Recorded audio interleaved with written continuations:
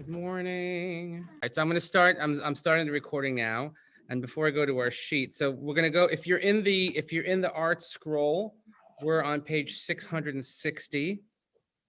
This week's parashiot, Acharei-Mot, Kedoshim, two parashios again, and not that long, but Acharei-Mot deals a lot with the laws of the Kohen Gadol on Yom Kippur, particularly meaningful now because the Daf Yomi just started Machseches Yoma, so a lot of that is found there. And then Kedoshim, we have a lot of the interpersonal mitzvos. And there's just a tremendous amount to say. One great rabbi once said, he says, when you give a shiur in Kedoshim, it's not figuring out what to say, it's figuring out what to leave out, because there's simply just so much material. So I'm going to cover two items, and these two items are very practical and at the same time very difficult. So on the bottom of page 660. So it's if you're not in an art scroll, it's chapter 19, verse 18, 1918. It was a good year, 1918. And it's we have a series of interpersonal mitzvahs. You can't curse a deaf person, you can't put a stumbling block in front of a blind person, and you have to do properly injustice. Lo telech rochel be'amecha. You can't be a peddler of lies. You can't go selling gossip monger, and you can't lo saman al dam reyecha. You can't stand idly by while your neighbor is suffering. That's, you see somebody, God forbid, is in trouble. You have to help out, etc. Lo sisna. Now the next two psukim are very challenging, challenging and rewarding at the same time, depending on what your perspective is. So, first pasuk Yud Zayin, lo sisna es achicha bilvavecha. You shall not hate your brother in your heart. Really challenging mitzvah when it comes from Jews to other Jews. There's no greater machlokes or breges, or whatever word you want to use, that when Jews get after each other. And to add layer upon layer to that, it's usually within the same family. I've told you this many times, that when I have to officiate a life cycle event, be it a simcha, or an unveiling, or a funeral, one of the first few questions that comes out is, where's the bregus in the family? By the way, you know what the origin of the word bregus is in Yiddish? Bregus is birogez. We say birogez rachem tizkor, birogez, which means in anger. So birogez, it's not actually a Yiddish word, it's a Hebrew word, birogez, with bregus. Like yiyasher kochacha becomes shkoyach. But birogez is bregus. So, or like you say, why are you bregus with me? Like, what's your beef with me? Is the word they would use. So, and unfortunately, and it's all too true, that in families, because, and by the way, it's usually only over one thing. Correct? It's always over money, and it's never about, pride or the name or, whatever. And the second to that is where bregus starts is like naming a child. Like, why didn't you name after so-and-so? That's also like, whoa.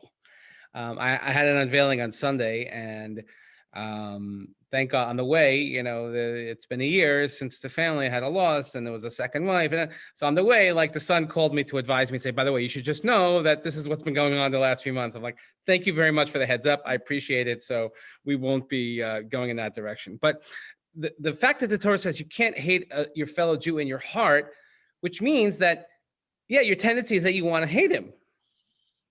We have, in other words, we're not so pure and pristine that we don't have the capability of sinah. We do. Jews we hate other people. It's as my Rebbe always said, that it's very easy to love Judaism, very hard to love Jews. Okay, and the way we behave, and we don't do ourselves any favors. And that's followed by you shall reprove your fellow and don't bear a sin because of him. Means, this is the on the flip side of it, it's the favorite Jewish pastime of all time, is a Jew being able to tell another Jew that they're doing something wrong. Okay, you ever notice, like, there's the one guy in shul that loves to, like, yell out corrections for Torah reading when he himself can't read or something like that. It's like there's always somebody loves to tell you that, oh no, you're not wearing your tallis right, or you're on the wrong page, or God forbid. It's like the we had this year, the first day of Sukkot was on Shabbos. So imagine like a guy on Shabbos, and the first day Yantif walks in with a lulav and esrog. Okay, because like we don't use a lulav and esrog on Shabbos. So it's the first day Yantif. So it's like the second that walks in, there's always the guys like we got a situation, we got a lulav, take him down right now, take him out. Okay, so that's and we love to point out when people are doing things wrong. Okay, so that's these psukim, but. So you have to know the parameters of that halacha. I don't want to discuss that now. We've discussed it in the past a little bit. The long and the short of it is that you can only give rebuke to your fellow Jew if you know they will accept it, and if it's done in a way that is respectful.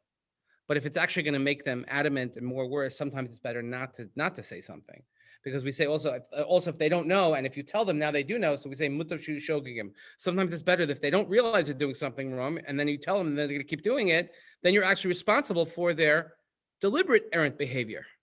So we have to be mindful of this.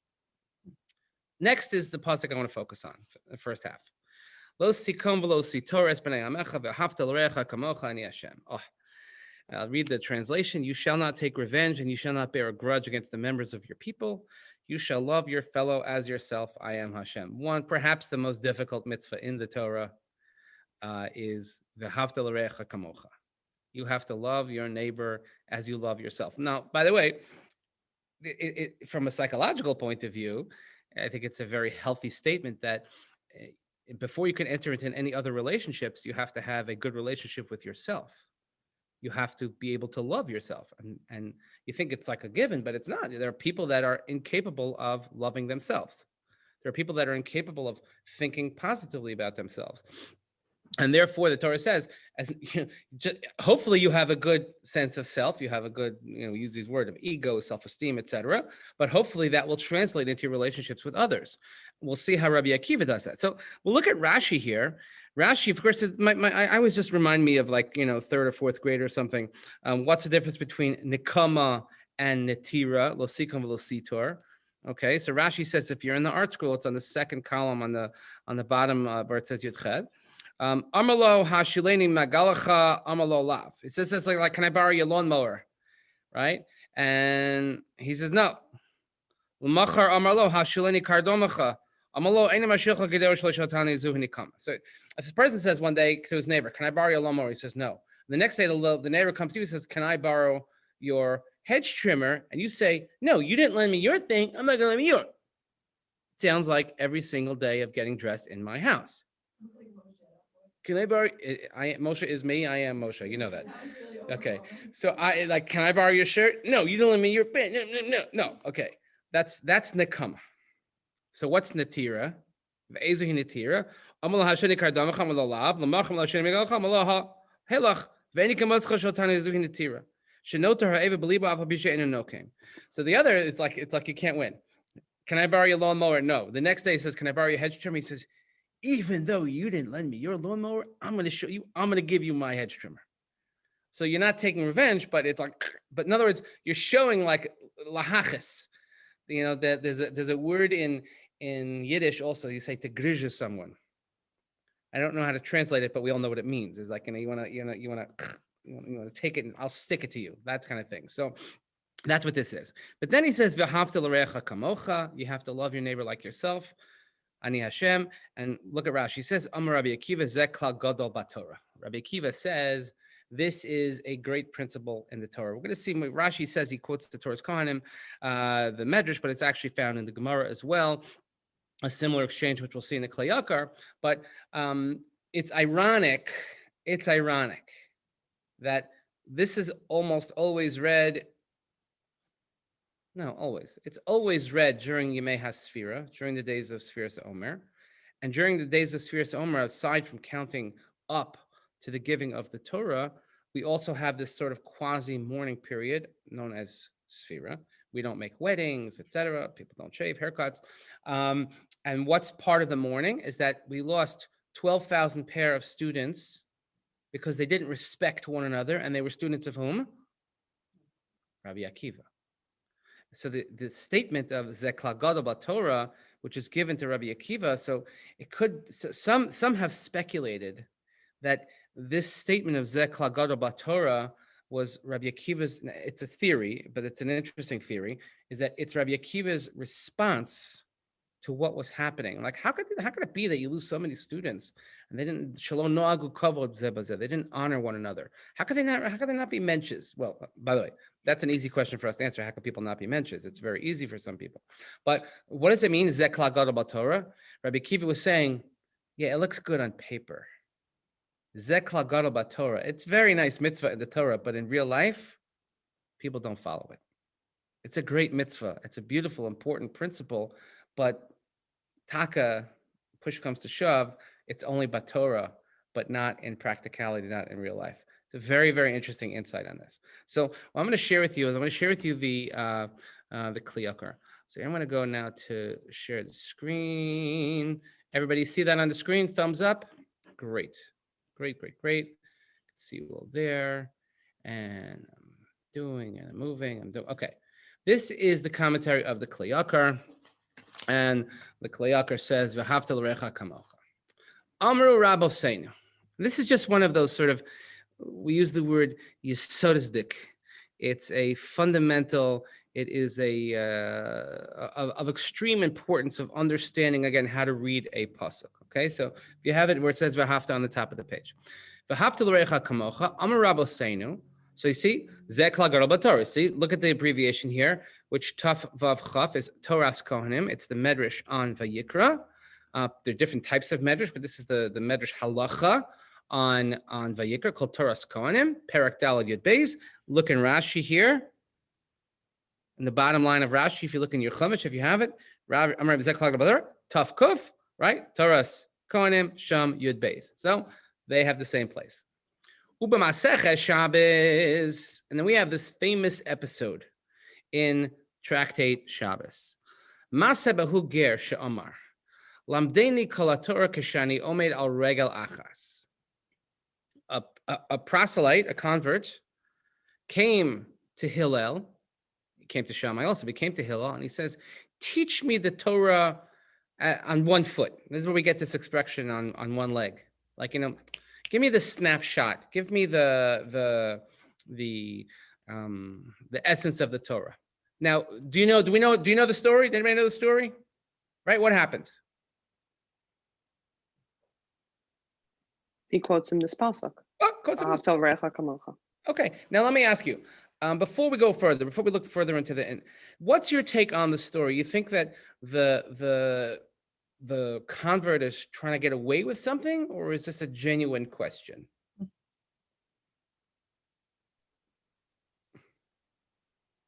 I don't know if we ever thought of it that way. Like, you want to say, what's the Torah about? Like, give me like a little bit. Like, you're obviously not going to say 613 principles. You have to say some line. Like the Cliff Notes? No, I want like a good a good title. Like, what's the catchiness of it? Okay, the catchiness of it. I like that. What's the catchiness of it? Miriam says. Okay. No, you have to have a good title. Okay, that's good. No. You need an attention grabber. Yes. Okay, Would be better than good. catchiness. Catchiness. I like catchiness. The fishermen like catchiness. Okay, so what happens? The Torah says. So the Gemara says, "V'limdo Hillel pasuk v'havta l'recha kamocha." Now he didn't actually say it like that. He just said, "Kol de'alach sani l'chavrach lo sa'aved v'idach perusha zil gemar." He said, like, whatever you wouldn't want to do to your friend or happen to your friend, happen to you, don't do to your friend. No, he said, he didn't say it, you shall love your neighbor like yourself. He said it in sort of a pejorative term. Whatever you don't want to happen to you, don't do to somebody else. Okay, now there are different ways of expressing things, okay? You could say, be a good person. You say, don't be a bad person. Not necessarily the same thing. So there's been a lot of ink expressed on this pasuk about what it really means. Okay, fine. But let's see what the Kli Yakar says. Ukafi hanire shager hayager tzedek. And certainly it seems that there's no reason to think that this is a convert who's trying to get away with something, because he's a genuine convert and he wants to know what happened. She's not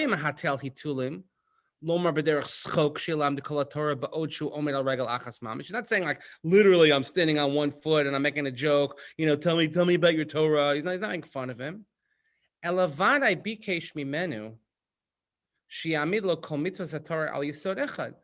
was asking genuinely, can you put all of the mitzvahs on one principle. And like, could you boil it down to like, if I want to ask you, like, what's the one major principle of the Torah?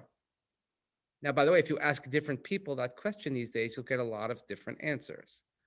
It's actually not a bad exercise, especially like if you're at Miriam, if you're teaching teenagers, students, and you have to ask them this question, kind of like, what is the major principle of the Torah? And you'll hear a lot of things. Of course, a lot of people today will give you my two least favorite words of tikkun olam, because like the whole religion is boiled down to social justice. I'm not saying social justice is not important, but that is not the most important thing in the Torah. Okay, oh my God, I just got an email. I just got canceled. I officially got canceled. So I'm sorry. It's a pet peeve of mine, but okay. No, it's important, but it's not the most important thing. So he's asking, like, what is the most important yesod?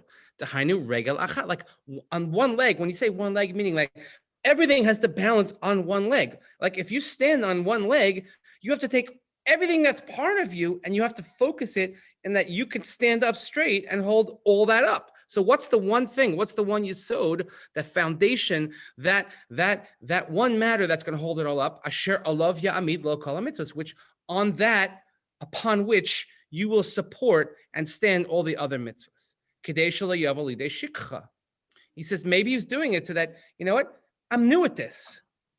If anyone's ever had an encounter with people who, let's say, are converting or newly exposed to Judaism, exposed to traditional, exposed to Orthodox, to halachic Judaism, that's a lot to take in. There's a lot to remember. And the separate dishes, and I got to say this blessing and that blessing, and then all of a sudden there's a holiday, and this guy's walking in a circle with the leaves, and he's hitting them on the floor, and then I can't eat bread, and I got to take out all the dishes, and then we eat meat, we don't eat meat, I got to count, and if I counted, but I can't count because last night I said, oh my God, there's a lot to remember. You can go bananas, okay? He says, Kadesh doesn't want to forget. He says, someone who's not FFB, from birth, and if you didn't grow up and it wasn't part of your vernacular, it's not part of your DNA, so to say, meaning from the outset, it's a lot to take in. So you need things. And by the way, if anyone's ever undertaken a new discipline, a new pursuit, and there's a lot to take in at once, you find ways, you use mnemonics, use acronyms, whatever it is, something that will help you remember the principles. So he's asking for that. He says, he doesn't want him to forget it, okay? So he was looking for a major principle that would include all the rest of the Torah. And he was saying it almost like tongue-in-cheek. I'm standing on one leg. What does that mean? Give me something quick, something easy. That's one, like one leg, meaning like that's one important principle. Yizkar is called mitzvos Hashem. And when I think of this, I'll remember all the mitzvahs. Okay, it's like, give me like, and sometimes, people have reminders to remind them of certain things. Okay, we have them, we're surrounded by them. We have tzitzis, we have a mezuzah, we have tefillin, we have Shabbos, we have all these things. We're there to remind us of what's going on in the Torah. V'lamdu pasuk v'ahavta l'recha kamocha. And he taught him the pasuk of ahavta l'recha kamocha. Why this and love your neighbor like yourself? But look carefully. If I would ask you this, in that story, what was the response of Hillel? What did he answer him? Which pasuk? So everybody's going to say what? V'ahavta l'recha kamocha. But it's actually incomplete. It's v'ahavta l'recha kamocha ani Hashem. You have to say the whole pasuk. You have to love your neighbor like yourself and ani Hashem. Ki kvar amar Rabbeinu Zal. Now, if you're going to say, wait a minute, what is this? If I could reduce the whole thing to one line or one principle, what do I need the whole geschäft for? What do I need the whole business for? Now you'll say, well, where do you come off doing that? Now the Gemara in the end of Makos very carefully talks about how different prophets, they try to take the major principles of the Torah and reduce it to 7, to 3, and finally the last one, it says, Habakkuk, the Navi, when we learned Trayasa, we learned Habakkuk. He took them all the principles of the Torah, because that's actually that Gemara is the origin of Taryag Mitzvah 613, because the Gemara says Torah Tzivalan Moshe. Torah is Begematria 611, plus the 2 that God gave directly at Sinai. That's why we get 613. But he says, and the righteous shall live by his faith. Now, this pasuk always struck me, besides because it's the first Gemara that I ever finished on my own, I think. Made a siyam was Makas at the very end. But also in the shul in which I grew up, it was an older shul. Like my family and my siblings, we brought down the average age by about 50 years as like the only kids in the shul. It's not a great feeling. And on both sides, there was the men's section and the women's section was on the outer sides, on both sides with a center aisle. And both walls of the shul were lined with like 8 million yahrzeit plaques. That's usually a sign of a younger shul or an older shul of how many yahrzeit plaques you have, okay? And on top of there were 2 things that stuck out to me because I spent a lot of time in shul. I should have known that. Is that in the book plates, and I still have this habit no matter where I go, as I look at the book plate. And the book plates of the Siddur from Congregation Anshe Shalom of New Rochelle, New York, it said, in that old kind of like old English script, if you must whisper a prayer. And I thought, what kind of malarkey is this? Come on, whisper. I'm going to talk. Okay. Nobody in the shul can hear me anyway. They'll have their hearing aids on. Okay. That's one. But also on the wings on top of the yahrzeit plaques, it said, and the righteous shall live by his faith. And it's like I could see it as clear as day. That's my childhood. And the righteous shall live by his faith. I never understood what it meant. Why is it over the dead people, etc.? And the righteous shall live by his faith. Habakkuk said in the Gemara in the end of Makos, and that's what Bohe and Midan al Achas. You take all the principles of the Torah and you want to have it on one. What does it mean?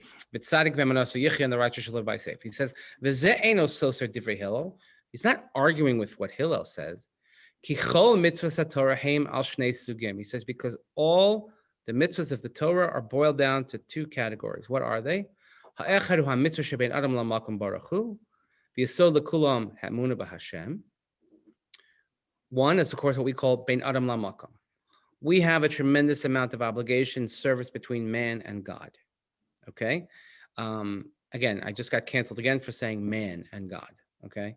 Somebody was was pulled over, and I was thinking of this. I was driving on the Long Island Expressway, and they have these HOV lanes, which they're open on Sunday. You can drive in them. I still feel bad if I'm one person in the car driving it. I don't know why, even though it's completely mutter.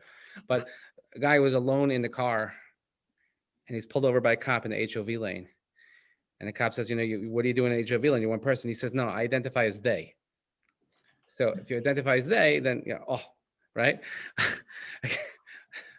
just dig in the hole deeper. That's a good one. That's a good one. I'm very traditional. What do you want me to tell you? Okay. I'm trying to figure this stuff out. So we know that we have a tremendous amount of obligation between man and God. I mean, it's like, the mitzvahs that we have, it's not interpersonal. I mean, you might ask yourself which is more dominant in your life, but let's say davening, even though is davening a mitzvah? Okay, davening, and let's say for men to put on tefillin and things like that. Those are like God mitzvahs. Like I have an obligation to God. Okay, and then there's the interpersonal mitzvahs. So you said the first thing is mitzvahs bein adam lamakom, and what's the foundation of that is emunah, is faith. In other words, that's what drives that. I mean, for a lot of people, that's not the driving force between bein adam lamakom. For a lot of people, many of us were raised that way. I'm not speaking personally. I was raised, my mother's going to watch this. I was raised only with love and adoration, but for a lot of people, the driving force is guilt. If you don't do X, God will strike you down with Y. And if God strikes you down with Y, you have to figure out what you didn't do that was X. Okay. We live a lot of our lives of that's called, yira, a functioning of Judaism out of fear, which is healthy at some point, because maybe, let's say, especially in children, they're not sophisticated enough to develop ahava, love, but they need fear. But at some point, you have to realize that there's a balance, and you have to have love. So what motivates is ultimately is emunah, is faith. Hasheni, the second thing, says the Kleyakar, hu mitzvah shebein adam lachaveru, interpersonal mitzvahs. V'sod the kulam pasuk v'hafta l'recha kamocha. And he says and the foundation for both of these things about service to God, and the service to God and service to other human beings. And there's so much of what we do on a daily basis that has to do with interpersonal mitzvahs. If it's giving tzedakah, if it's what we can and what we should not say, which is probably the most difficult of the interpersonal mitzvahs to follow, or love thy neighbor like thyself, it's a very hard mitzvah to do. How am I supposed to love my neighbor when he's not lovable? When they do silly things, right? If anyone's ever been involved in I don't know, shul politics, God forbid. Thank God we don't have any shul politics. But I've heard that such a thing. Can you imagine? So I told you I was in last Shabbos. I was in a shul and they were having a rabbinic tryout. I was one of the candidates, although they asked me if I wanted to go up there. I said, no, thanks. And there's nothing that brings out the best in people like searching for a rabbi. And I'm sitting in the back and the rabbi did this, and they're like heckling, to one another, like, oh yeah, next, he's gone. Like this guy, he davened the Shemona Esrei was too long. They're like, no, next candidate. And I'm thinking, and at one point, the rabbi's son, I'm like, guys, shut up. The rabbi's son's sitting right next to you. He doesn't have to hear this. What's wrong with you? Right? I stood up for my people. I stand up for my colleagues, but it's a really tough position to be in, and everybody's looking at you, and everybody's this. So that's bein adam lechavero. I know everybody means well, but as we say, if you act l'shem shemayim, you have to make sure that your l'shem shemayim is l'shem shemayim. Make sure that your acting for the sake of heaven is in and of itself for the sake of heaven. So look at what he says here. He says something absolutely beautiful. Bitam zeh haya hakruvim. The holiest item that we have that was in the Mishkan was the ark. On top of the ark were the two cherubs, these two angelic baby-faced creatures, whatever they were. But they had wings that were spread, porsim knafayim lamala, they were spread up to heaven. He says, mechze klape mala. He says, machve klape mala, kineged hamitzvah sheben adon l'makom. Why did they stretch upwards towards heaven? To signify the mitzvahs that we have between man and God. And they also face one another, only when the Jews were behaving themselves, but they faced one another to show this duality that they had. You have to have direction towards heaven, but you also face one another. You have to have mitzvahs bein adam l'chavero, direction towards God. Ukesh'amar kan al regel achas, hani yisod echel l'chol sub. He says, when the convert said, tell me on one leg, what's the one principle? He said, he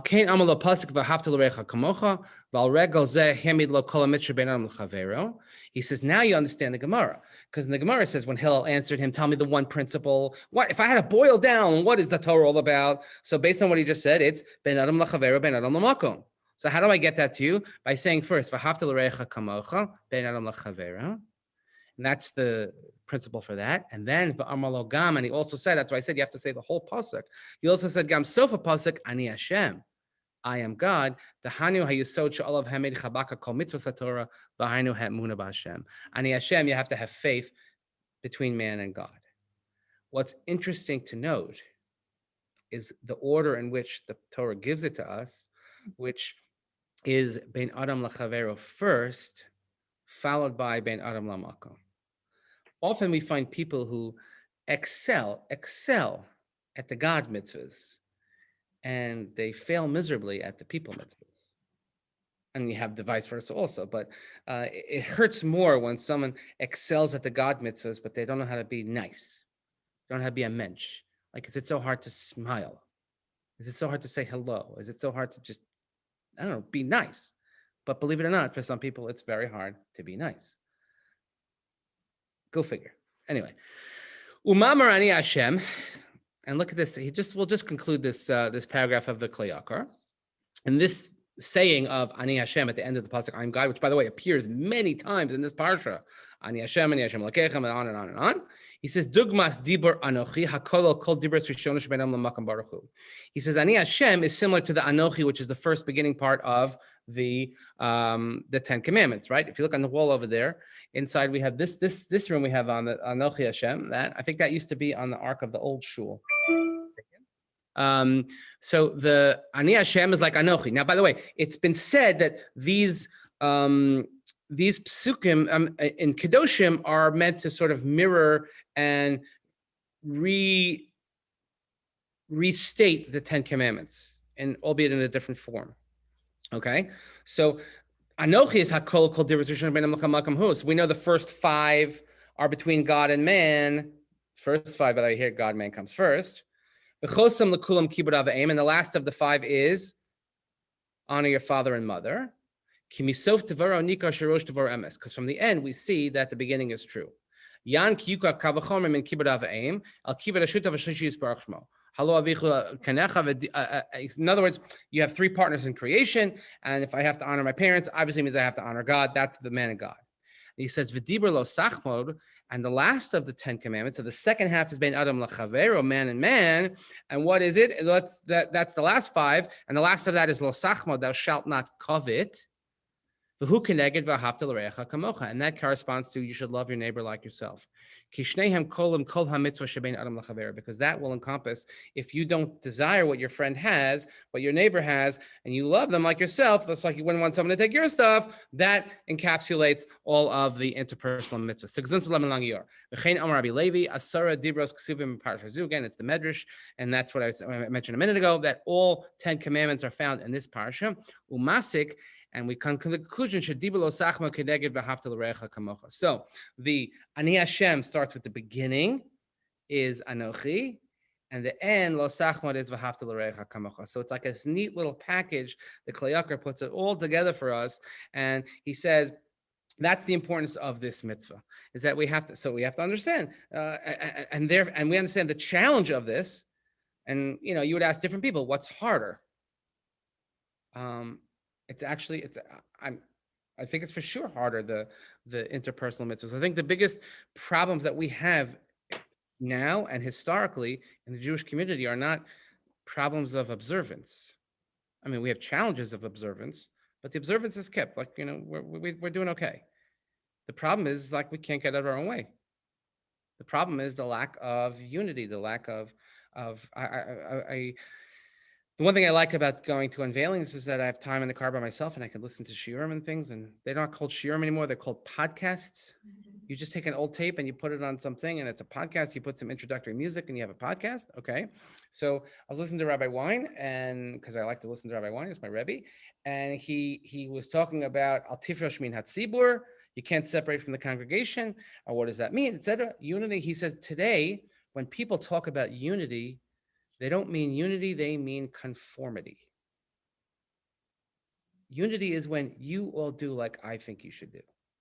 But real Jewish unity does not mean that everybody does the same thing. It just means that we are united towards a common goal or a common ideal under a common banner, and we have to have room for disagreement. And we have to have room. You can't go 2 lines in the Talmud without disagreement. And it's healthy. But they fought it out, they had conversations, but they didn't say, I'm right and you're wrong. They didn't say, I'm right and you're crazy. They didn't say, I'm right and you're racist. I'm right and you're this, that, and the other. That's not what they said. They said, Elu ve'elu, dil ve'elukim chayim.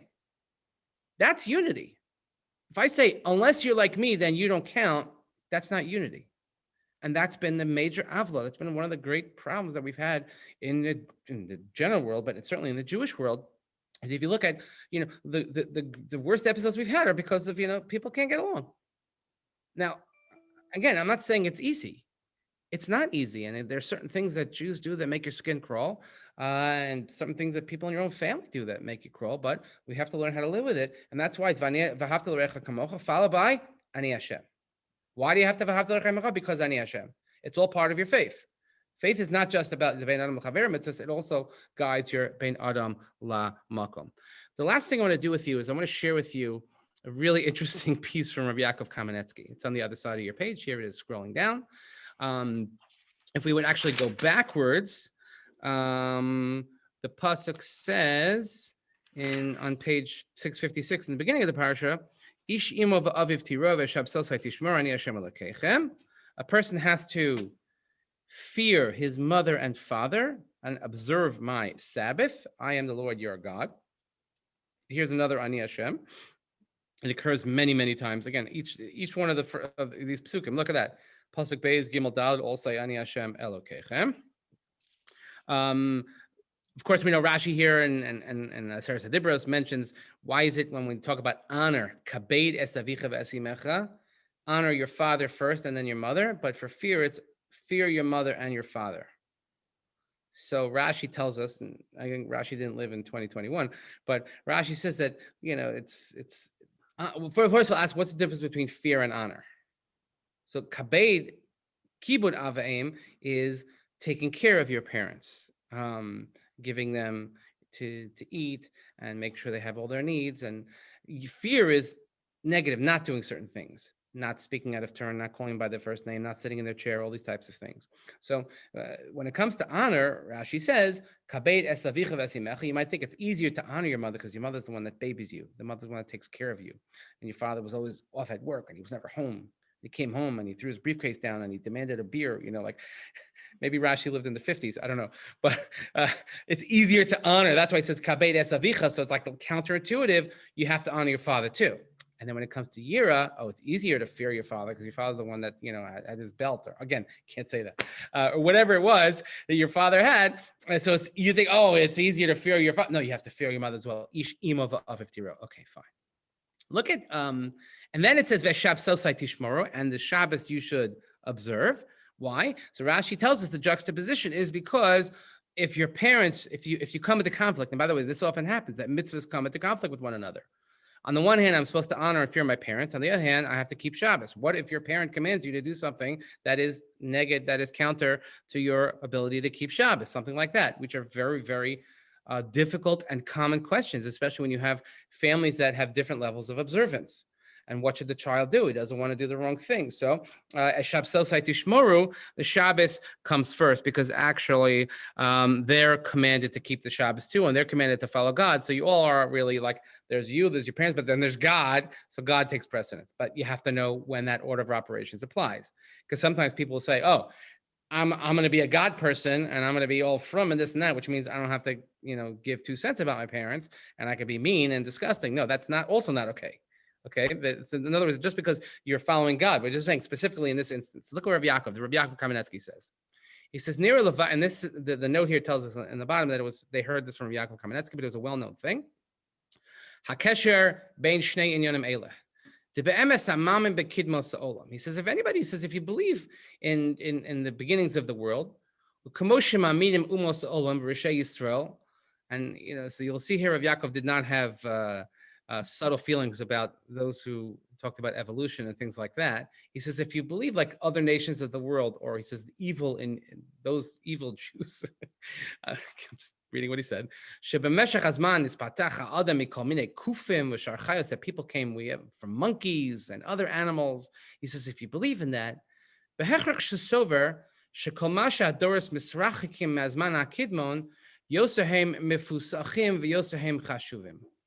he says that it would seem that the further you are from creation, like the greater you are, because you're further away from those sort of like less than humble beginnings of, you want to be closer to a monkey or further from a monkey, right?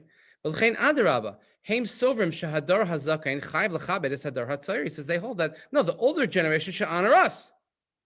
And by the way, these are kind of prophetic words. Yaakov learned this a long time ago. But, when I grew up, there was a certain attitude that we had towards adults. And that has almost entirely evaporated in society today, where it's sort of like this notion of entitlement and what are you going to do for me? And what are you going to do? What are you going to do? What are you going to do? He says, but we believe, again, in traditional Judaism, we believe that we are formed. God himself formed us. So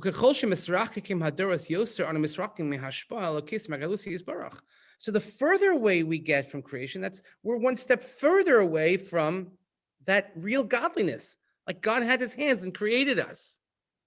He says,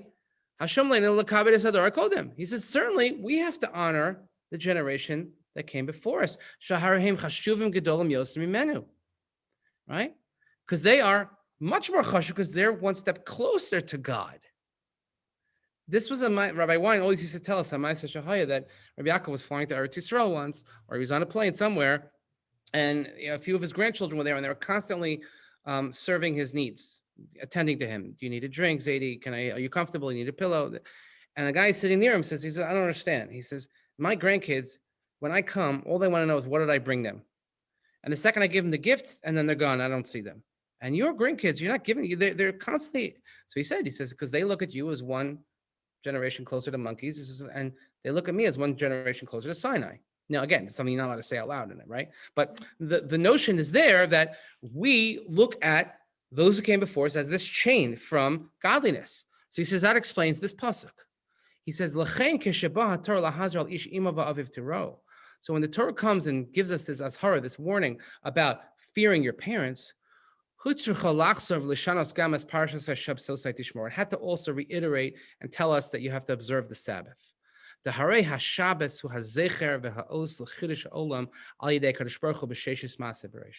Because what is Shabbos? Shabbos is the sign that what? That God created the world.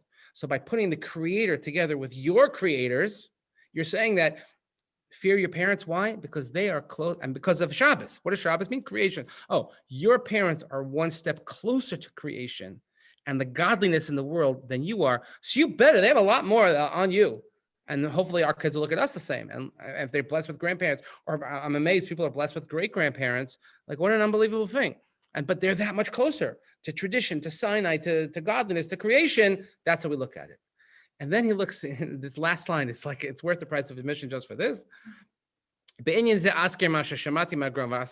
quotes, he says from Mehagra, Mahagon Rabbi Chanan Wasserman. Rabbi Chanan Bunim Wasserman, who was the Rosh Hashiva, he was the head of yeshiva in Baranovich. A very, very sad story, actually, because he wrote a Sfarim called the Kovitz Shiurim and other things, Kovitz Mamarim, and he was one of the great Rosh Yeshivas in Europe, and he came to the United States to raise funds during the war, and they told him to stay. They're like, it's not good, you should stay here. And he said, no, I have to go back and be with my people. And he went back and he was killed in the Shoah because of his dedication to his yeshiva. His son, Reb Simcha Wasserman, survived and moved to Eretz Yisrael, but his farm we have, but anyway. So Reb Chanan Wasserman was like the heir apparent to the Chafetz Chaim, they say. She'ilu Ro, look at this, She'ilu Ro Darwin, that if Darwin would have seen as a Chafetz Chaim, if Darwin would have met the Chafetz Chaim, lo haya omer she'adam yispatech mekufim medova. He says he never would think that people came from monkeys. He says he only saw people like him, but if he would have seen holy Jews, he would have seen the godliness of it. It's quite a bold statement. I got a lot of people probably get upset at this, but it's interesting that he quotes from Chanan Wasserman here that, you know what, you have to see. So when you look at your parents, again, your parents aren't perfect. My mother's watching this. My mother's perfect. She's 100% perfect. She never did anything wrong. By the way, I never did anything wrong in my life. I'm the youngest child. I get away with everything. Not get away. There's nothing to get away with because I never did anything wrong. But sometimes our parents aren't perfect, and we have difficulty with that. But we have to keep in mind as Shabsosai Tishmoro, even though our parents aren't perfect, nevertheless, they are one step closer to creation. Or even to narrow it down a little bit, they're one step closer to Sinai. If they're one step closer to Sinai, that in and of itself deserves our attention. Again, I'm not talking about people who are truly wicked people, but I'm saying in that sense, imperfect people, which is most of us, then we have to look at that. So a lot to learn in this parsha about Ben Adam L'Malkom, Ben Adam L'Chavero. When we say V'ahavta L'Orecha Kamocha, it can't just be V'ahavta L'Orecha Kamocha, it has to be V'ahavta L'Orecha Kamocha Ani Hashem. It has to be both sides of that coin. Interpersonal relationships, love your Jew like you love yourself, which is unbelievably difficult, but at the same time, it's easy to love God. Those are two sides of the same coin, and that's the Kol Yakar says. So we'll again. I'm so happy that we have people back in person. Let's continue. I'm hoping we're gonna we're gonna get the tent get up soon. Although the guy that he goes to psychiatrist and he says I keep having recurring dreams. He says one night I'm a teepee, one time I'm a wigwam. I'm a teepee, I'm a wigwam. I'm a teepee, I'm a wigwam. The psychiatrist looks at me and says, you're too tense. Yes. No. So again, but it'll also be nice to be outdoors. But so again, my goal is to have everyone comfortable.